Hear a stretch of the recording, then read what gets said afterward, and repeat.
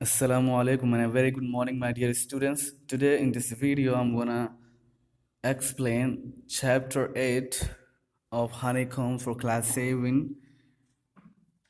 As the title of this chapter suggests, fire, friend, and foe. The name of this chapter is Fire, Friend and Foe. So let's get started. Fire, friend and foe. आग, दोस्त और दुश्मन. यानी आग ये दोस्त भी हो सकती है, हमारे फेवर में भी हो सकती है, हमें फ़ायदा भी पहुंचाती है, और अगर कभी ये नुकसान पहुंचाने पे आ जाए तो नुकसान भी पहुंचा सकती है, और हमारी दुश्मनों जैसा हमारे साथ व्यवहार कर सकती है, व्यवहार कर सकती है. So how? So we will discuss it in detail while reading this story, okay? Reading this lesson. So let's get started. Early man didn't know what fire was, but he must have seen the damage it caused. पहले के लोगों ने ये नहीं जाना था, या उनको ये नहीं पता होता था कि आग आग क्या चीज़ होती है या आग क्या चीज़ थी. लेकिन उन्होंने ज़रूर देखा था उस नुकसान को, उस डैमेज को जो आग करती थी, या आग जिसका कारण होती थी. He must have watched lightning and volcanoes long before he began to use fire. पहले के इंसान ने बिजली और ज्वालामुखी देखी होगी बहुत पहले, आग को यूज़ करने से पहले. बहुत पहले जब वो आग को भी यूज़ नहीं करता था, उससे पहले उसने सिर्फ बिजली देखी थी, लाइटनिंग. एंड कौन सी बिजली? जो आसमान में चमकती है. और वॉल्केनोस, और ज्वालामुखी, जो पहाड़ों में क्या है, ज्वालामुखी हो जाती है, आग एकदम दहकती है, निकलती है, उसको वॉल्केनोस बोलते हैं. तो इन्हीं दो चीज़ों को उस टाइम के इंसानों ने, पहले के इंसानों ने देखा था. Fire was powerful and dangerous and he was frightened. तो उस टाइम पे आग से इंसान बहुत डरा हुआ था, क्योंकि आग बहुत ताकतवर थी और ख़तरनाक थी. एंड ही वॉज फ्राइटेंड, और इंसान डरा हुआ था. Fire may have puzzled early man, but we now know that fire is the result of a chemical reaction. Author कहते हैं कि पहले के इंसान को आग अचंभे में डाल दी होगी, हैरान कर दी होगी, परेशान कर दी होगी. लेकिन अब हम लोग जान गए हैं कि एक्चुअल फायर होती क्या है. कि fire is the result of a chemical reaction. Fire यानी आग, ये एक केमिकल रिएक्शन का रिजल्ट होता है.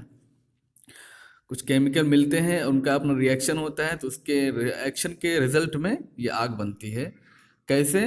When the oxygen in the air combines with carbon and hydrogen in a fuel. जब हवा के अंदर मौजूद ऑक्सीजन फ्यूल के अंदर मौजूद कार्बन और हाइड्रोजन से मिलता है. फ्यूल के अंदर हाइड्रोजन और कार्बन होता है, और हवा के अंदर ऑक्सीजन होता है. तो जब हवा का ऑक्सीजन, हम क्या बोलेंगे इसका तर्जुमा, इसका ट्रांसलेशन कैसे करेंगे? When the oxygen in the air, हवा में मौजूद ऑक्सीजन या हवा का ऑक्सीजन, दोनों आप कर सकते हैं, ज़्यादा बेटर यही है. ठीक है, कि हवा का ऑक्सीजन या हवा में मौजूद ऑक्सीजन करें. हवा में मौजूद ऑक्सीजन जब फ्यूल के अंदर मौजूद और उपस्थित कार्बन या हाइड्रोजन से मिलता है, तो एक केमिकल रिएक्शन होता है. एक केमिकल रिएक्शन टेक्स प्लेस. एक केमिकल रिएक्शन होता है. Energy in the form of heat and light is released in this process. तो जब ये केमिकल रिएक्शन होता है, तो इस प्रोसेस के अंदर, यानी ऑक्सीजन के और कार्बन और हाइड्रोजन के मिलना जो होता है, ये प्रोसेस, इस प्रोसेस के रिजल्ट में energy in the form of heat and light is released. इस प्रोसेस के अंदर एनर्जी गर्मी और लाइट की शक्ल में रिलीज होती है, निकलती है. This is what we call fire, जिसे हम फायर कहते हैं. तो अगर हम फायर का पूरा प्रोसेस देखें, फायर की डेफिनेशन पूछी जाए तो क्या बतला सकते हैं? Fire is the result of a chemical reaction.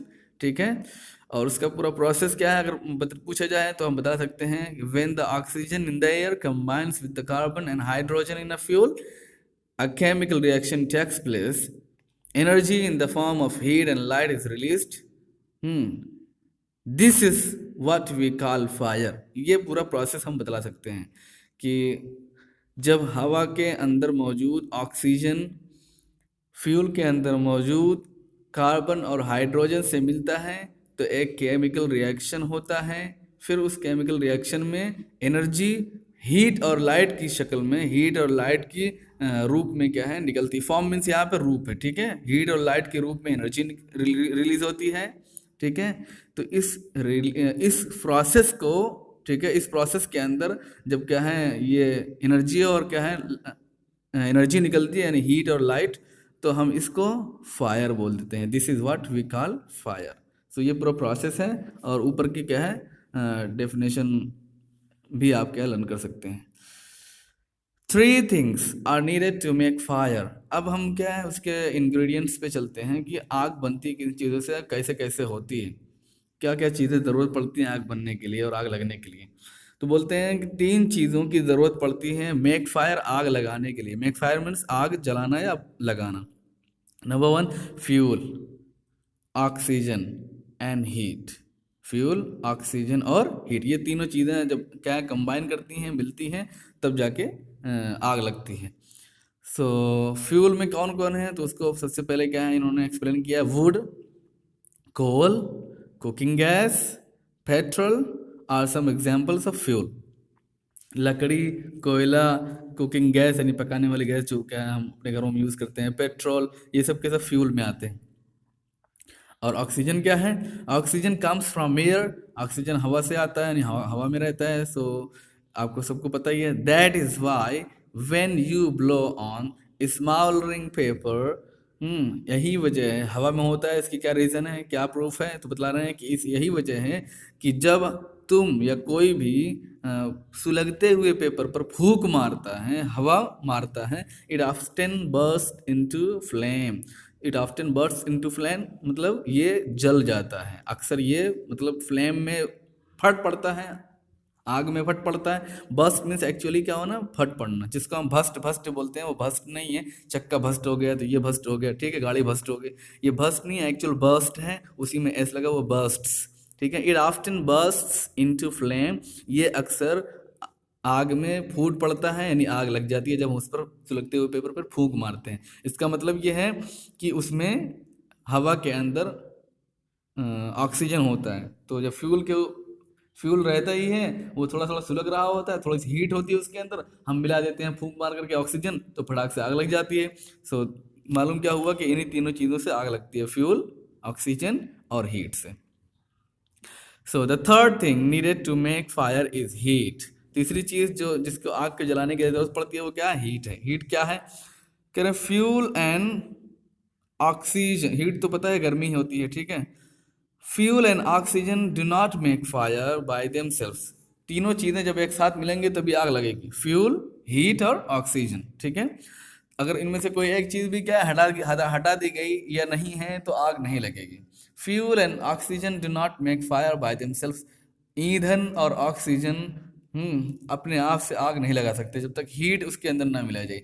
और एल्स, वरना तो अगर क्या है फ्यूल और ऑक्सीजन से ही हवा लग जाती, आग लग जाती, तो ये तो फ्यूल और ऑक्सीजन हर जगह होता है। ऑक्सीजन हवा में वो हर जगह होता है, फ्यूल क्या है, सब चीज़ें जो भी आग पकड़ने वाले सब फ्यूल है। सो तो कहीं भी आग लग जाती।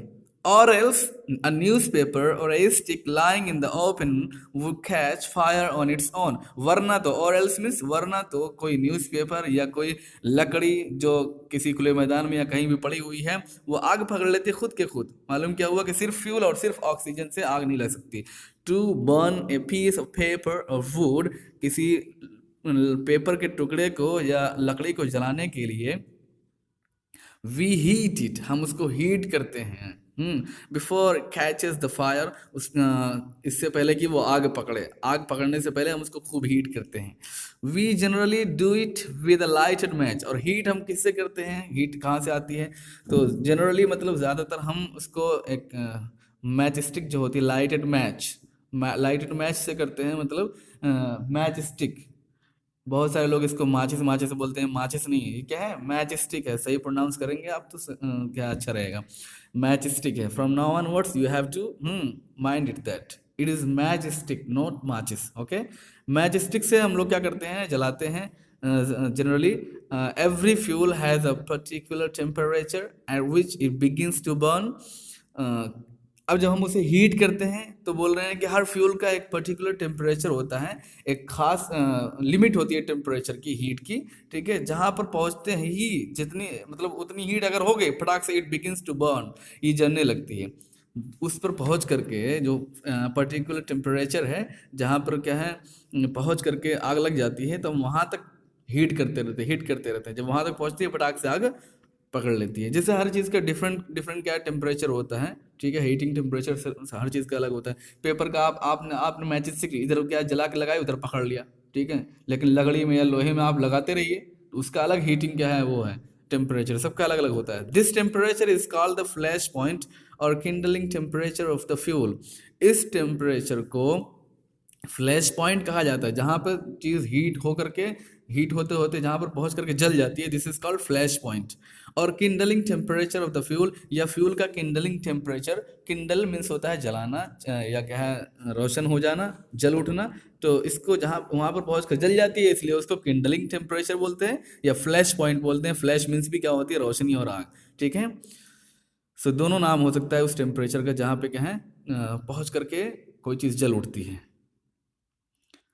सो ये फ्लैश पॉइंट की डेफिनेशन को भी क्या है आप अच्छे तरीके से दिमाग में रखें कि the temperature at which something begins to burn is called flash point और kindling temperature of the fuel.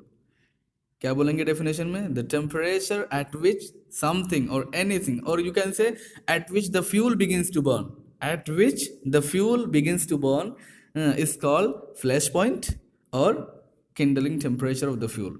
Flash point की डेफिनेशन में आप ये लिख सकते हैं। Next, it is sometimes said that fire is a good servant but a bad master.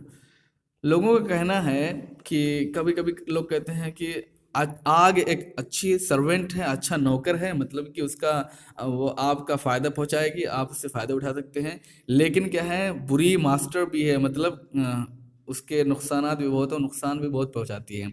Bad master है मतलब कि वो आपकी दुश्मन भी है। गुड सर्वेंट है मतलब अच्छी दोस्त है, और बैड मास्टर भी है मतलब अच्छी दुश्मनी भी हो सकती है। इसलिए टाइटल में डाला फायर फ्रेंड एंड फो। ठीक है, next, it only means that, इसका क्या मतलब होता है कि अच्छी सर्वेंट है और या बैड मास्टर भी है।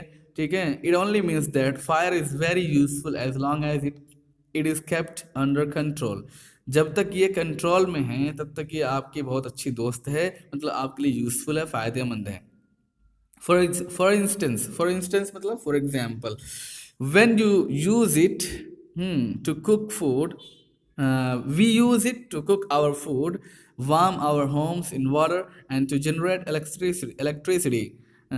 हम इसे यूज़ कर सकते हैं अपने खाना को पकाने के लिए, अपने घरों को ठंडी में गर्म करने के लिए और इलेक्ट्रिसिटी जनरेट करने के लिए। हम इन सबको हम आग को यूज़ कर सकते हैं।